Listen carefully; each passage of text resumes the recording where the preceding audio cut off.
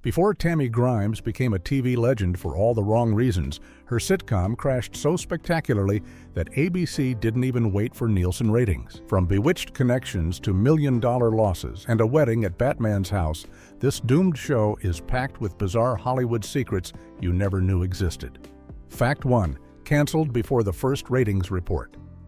The Tammy Grimes show holds the dubious distinction of being one of the fastest cancellations in television history, and what makes it even more shocking is that ABC pulled the plug before the network even knew how badly it was actually performing. The show premiered on September 8, 1966, and by September 29th, it was completely off the air after just 4 episodes. In the television landscape of 1966, this kind of lightning-fast cancellation was almost unheard of because networks typically gave new shows at least 13 weeks to find an audience before making any major decisions. The reason ABC acted so quickly becomes even more bizarre when you realize that the first official Nielsen ratings report for the 1966 to 1967 season wasn't released until mid-October, which was weeks after the Tammy Grimes show had already been replaced by The Dating Game.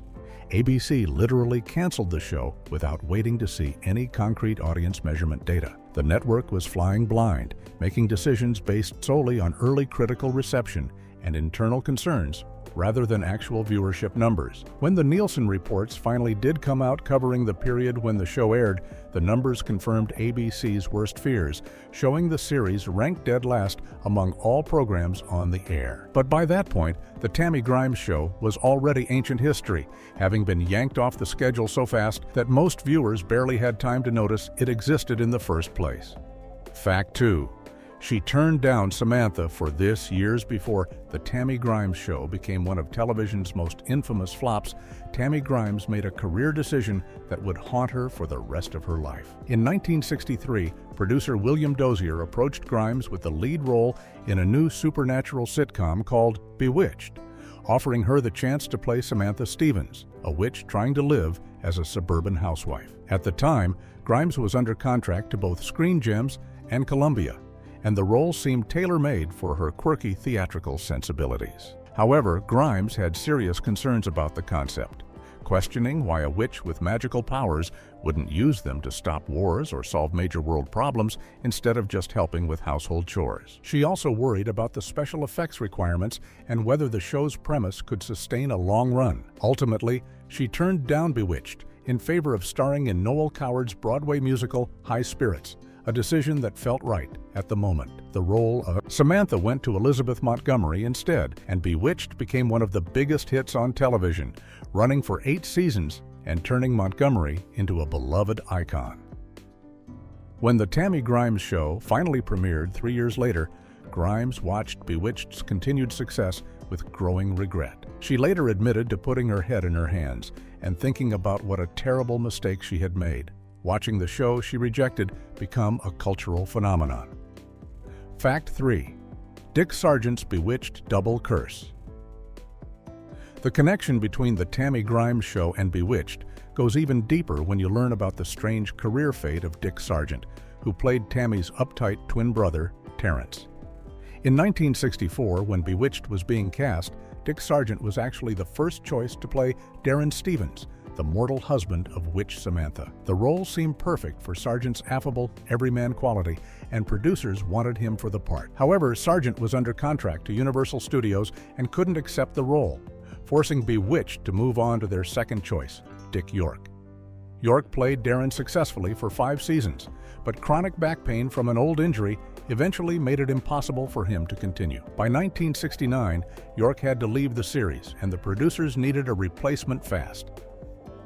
Ironically, Dick Sargent was now available and finally got to play Darren Stevens after all, taking over the role for the show's final 3 seasons. The strange twist of fate means that Sargent's commitment to the Tammy Grimes show, which lasted barely a month before cancellation, actually cost him the chance to be the original Darren on one of television's most successful sitcoms. Instead of being associated with Bewitched from the beginning, Sargent became known as the second Darren, forever linked to a replacement role rather than an original part, all because he was contractually tied to Poirot, show that died almost immediately.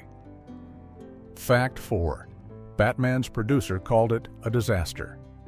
William Dozier was one of the hottest producers in television during 1966, riding high on the massive success of Batman, which had become a cultural phenomenon when it premiered earlier that year. Dozier served as executive producer on The Tammy Grimes Show while simultaneously overseeing Batman and the Green Hornet, making him one of the busiest men in Hollywood.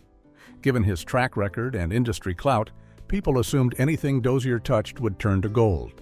But The Tammy Grimes Show proved that even the most successful producers can completely misfire, and Dozier didn't try to sugarcoat the disaster afterward. In a brutally honest 1967 interview, Dozier looked back on the failed sitcom and described it as an organized disaster, a remarkably frank admission from a top television executive.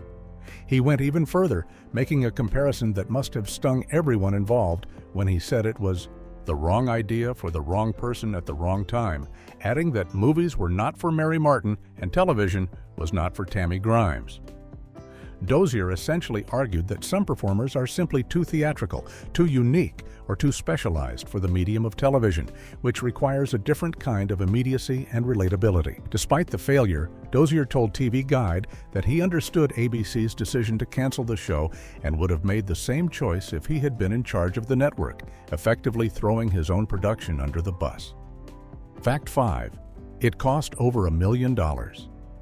The financial catastrophe of the Tammy Grimes Show was laid bare in a 5-page TV Guide article published on December 31, 1966, which revealed the shocking monetary losses in explicit detail. According to the magazine's reporting, the total damage exceeded $1 million, an astronomical sum for 1966 that would be worth many millions in today's money. The financial breakdown was particularly painful because it showed waste at every level of production. Each of the 4 episodes that actually aired on television cost $50,000 to produce, but generated nowhere near enough advertising revenue to cover costs, resulting in a $50,000 loss per aired episode. But the real financial disaster came from all the work that never even reached viewers. 6 additional episodes had been completely filmed, edited, and prepared for broadcast, representing an investment of $660,000 in content that ABC decided would never see the light of day. On top of that, the original pilot episode that ABC chose not to broadcast had cost $200,000 to produce, bringing the total loss to well over $1 million, before even factoring in contract settlements and other obligations that had to be paid out after cancellation. For a show that lasted less than a month on the air, the financial carnage was staggering and represented one of the most expensive failures in television history up to that point. Fact 6. John Williams wrote the theme music. Long before John Williams became synonymous with epic film scores and sweeping orchestral masterpieces, he was a working television composer trying to make a name for himself in Hollywood. In 1966, Williams was still being credited as Johnny Williams, and he was hired by the Tammy Grimes Show to compose the theme music and score the first episode. The theme Williams created was a cheerful, upbeat piece featuring a "yeah, yeah" female chorus that perfectly captured the zany, madcap energy that producers wanted for the show. The music resembled the kind of bouncy, comedic scoring that Williams would later use for the Natalie Wood film Penelope, demonstrating his versatility as a composer even in these early years. Along with the main title theme, Williams also recorded shorter musical bumpers based on the main melody for use during commercial breaks, giving the show a cohesive musical identity. After Williams scored the first episode, composer Warren Barker took over the music duties for the remaining episodes, with Barker being notable for his work on Bewitched during most of that show's 8-season run. Of course, Williams went on to become one of the most celebrated composers in film history, winning 5 Academy Awards and creating the immortal themes for Star Wars, Jaws, Indiana Jones, and countless other classics. His work on The Tammy Grimes Show remains a curious footnote, a reminder that even legendary artists had to pay their dues with forgotten projects early in their careers. Fact 7. Premiered against Star Trek's first episode. In what turned out to be one of the most unfortunate scheduling decisions in television history. The Tammy Grimes Show debuted on the exact same night and in the same time slot as Star Trek's very first episode. Both shows premiered on Thursday, September 8, 1966 at 8:30 p.m., with The Tammy Grimes Show on ABC and Star Trek on NBC. ABC had decided to launch an advanced premiere strategy, rolling out their new shows a week earlier than usual to get a jump on the competition, and NBC responded by scheduling sneak previews of their own new programs, including Star Trek. The result was a head-to-head battle between a sitcom about a wacky heiress and a science fiction adventure series that would become one of the most influential shows in television history. Star Trek's premiere episode, titled The Man Trap, absolutely crushed The Tammy Grimes Show in the ratings, winning the time slot decisively. The Tammy Grimes Show barely managed to edge out a CBS repeat of My Three Sons, but lost handily to Star Trek's debut. The comparison became even more embarrassing in subsequent weeks as Star Trek continued to dominate while The Tammy Grimes Show's ratings plummeted. By the time ABC pulled the plug on The Tammy Grimes Show, just 3 weeks later, Star Trek was establishing itself as a cult phenomenon that would eventually spawn an entire franchise spanning decades. The fact that these two shows premiered on the same night serves as a perfect example of how wildly different the fates of television programs can be. Fact 8.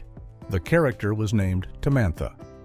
One of the strangest and most awkward aspects of The Tammy Grimes Show was the name of the main character, which seemed designed to constantly remind viewers of the massive opportunity Grimes had passed up. The character was officially named Tamantha Ward, with Tammy as her nickname, creating an eerily similar echo to Bewitched's Samantha Stevens. The coincidence was impossible to ignore, especially since everyone in the television industry knew that Grimes had turned down the role of Samantha just 3 years earlier. Whether the character name was chosen deliberately as some kind of inside joke or was simply a tone-deaf decision by the creative team remained unclear, but it certainly didn't help the show's reception. Every time someone said Tamantha on screen, it served as a reminder of Bewitched's success and Grimes' decision to reject that show in favor of this one. The similarity became even more painful because Bewitched was actually airing directly after The Tammy Grimes Show in ABC's Thursday night lineup, meaning viewers could watch Tamantha's misadventures at 8:30 and then switch over to Samantha at 9 p.m. for comparison. Critics and viewers couldn't help but notice the parallel, with some openly wondering whether Grimes might have been better suited for the witch role she turned down. The name choice, whether intentional or accidental, became one more unfortunate element in a production that seemed cursed from the start, constantly drawing unfavorable comparisons to the hit show that could have been Grimes' vehicle to stardom. Fact 9. ABC didn't want to air it.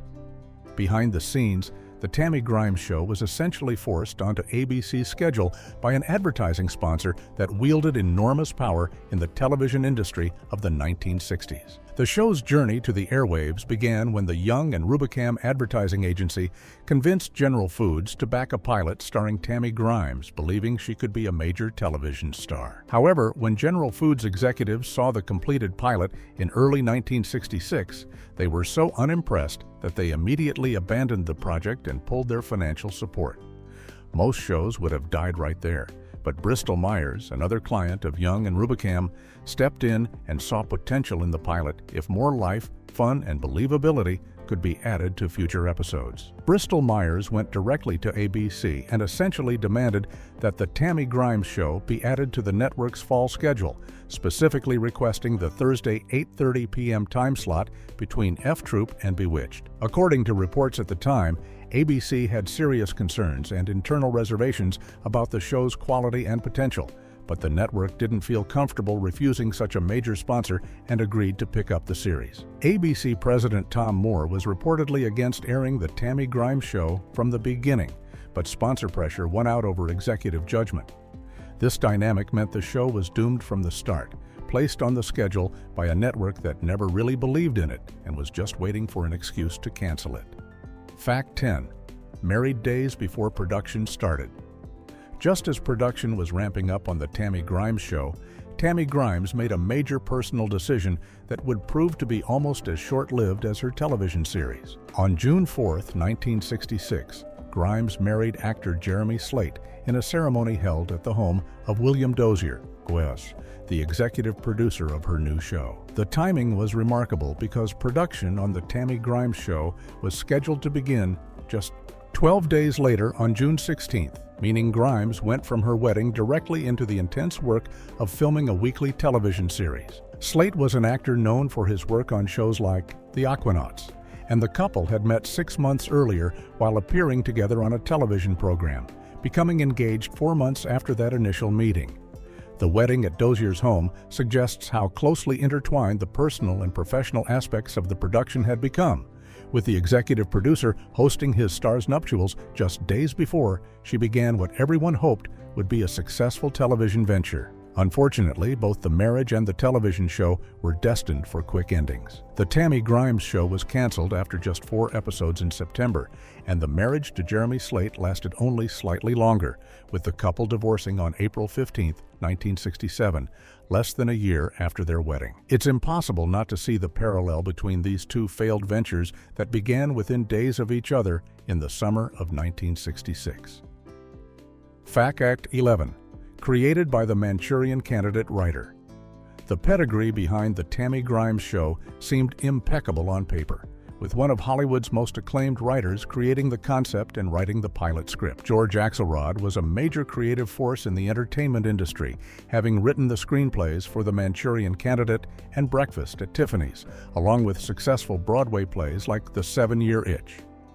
William Dozier specifically approached Axelrod to develop a television series concept for Tammy Grimes, knowing that her unique theatrical talents needed a special vehicle tailored specifically to her personality and style. Axelrod crafted a pilot script titled My Twin Sister that featured an eccentric heiress, her twin brother, their cheapskate uncle who controlled the family fortune, and a wacky housekeeper, creating what seemed like a perfect sitcom formula. Grimes loved Axelrod's pilot script, later telling the New York Times that it was a wonderful pilot script that was really me, explaining that the character captured special parts of her personality in a way that felt authentic. However, once the show went into production and other writers began crafting subsequent episodes, everything changed. Grimes felt that the scripts after Axelrod's pilot tried to fit her into a generic sitcom formula rather than maintaining the specific character he had created. The loss of Axelrod's voice and vision for the show represented a critical turning point, transforming what could have been a unique showcase for Grimes's talents into just another failed sitcom that didn't know what to do with its star. Fact 12. 6 episodes never saw daylight. The Tammy Grimes show actually produced far more content than most people realize, with a substantial amount of completed work that has never been seen by any audience. ABC initially ordered 17 episodes for the 1966 to 1967 season, an unusual initial order that suggests the network was hedging its bets from the beginning. By the time ABC decided to cancel the show, production had completed 10 full episodes, meaning cameras had rolled, scenes had been filmed, and editors had assembled finished episodes ready for broadcast. Out of those 10 completed episodes, ABC aired only 4 during the show's brief September run, with a 5th episode titled The Great Charge Account War, scheduled for October 6th, but pulled from the lineup when cancellation was announced in late September. That left 6 fully completed episodes that were filmed, edited, and ready to go, but never broadcast anywhere in the world.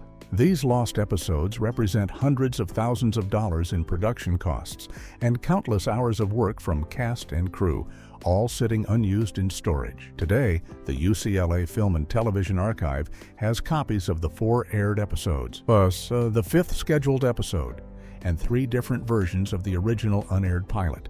But the other completed episodes remain in the vaults at 20th Century Fox, where the show was produced. Scripts for 11 additional episodes were written but never filmed, bringing the total count of planned episodes to at least 21, though only 4 ever reached the public. Fact 13. Part of ABC's Dollhouse 90 strategy. ABC promoted the Tammy Grimes show as a key component of an ambitious Thursday night programming strategy that the network called Dollhouse 90, a reference to the classic drama anthology Playhouse 90, but focused on female-led sitcoms. The concept was to create a 90-minute block from 8:30 to 10 p.m. featuring 3 back-to-back sitcoms starring dynamic women showcasing different facets of female characters in comedy.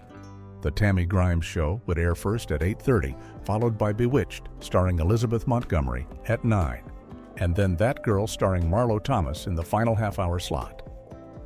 ABC executives believed that this strategy would attract female viewers and create appointment television with 3 different but complementary shows featuring strong female leads.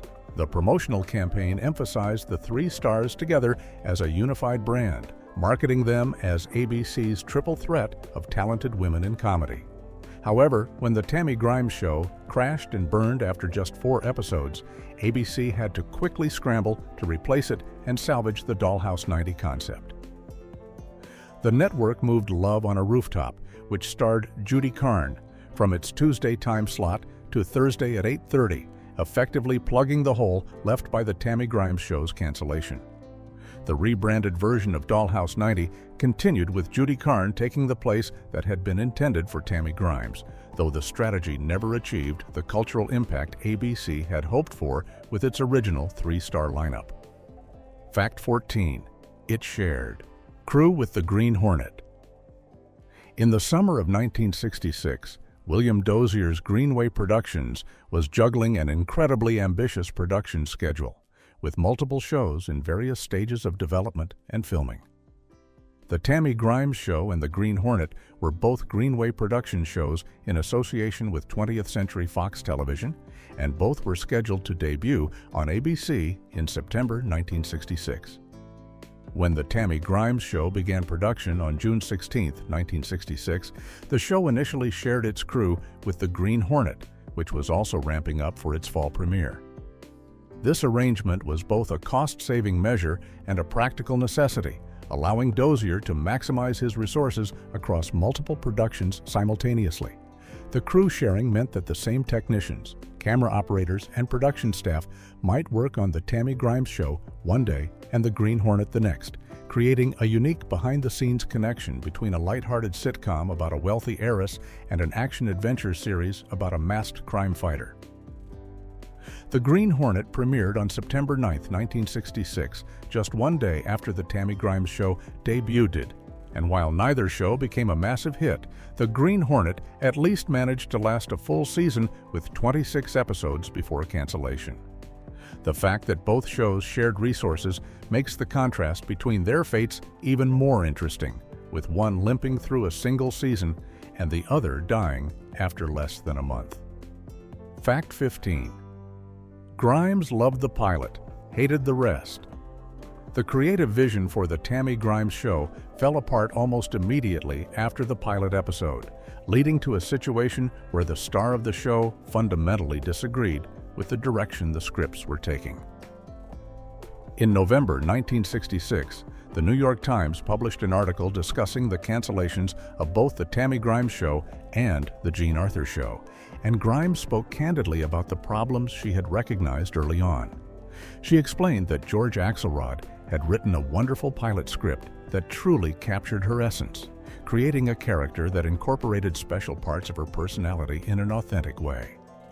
However, once the show went into weekly production, everything changed as different writers took over, and the scripts no longer felt true to what Axelrod had established. Grimes felt immediately that the subsequent scripts weren't right, saying they tried to fit her into some kind of generic sitcom formula rather than maintaining the unique character from the pilot. She admitted to regretting that she let the pressure of the production schedule keep her from voicing her concerns more forcefully at the time. Coming from Broadway, where script changes didn't require major conferences and didn't cost thousands of dollars per minute to discuss, Grimes didn't fully understand how television worked or feel it was her responsibility as an actress to worry about the quality of the scripts. By the time she realized how seriously wrong things had gone, it was too late to save the show from its downward spiral.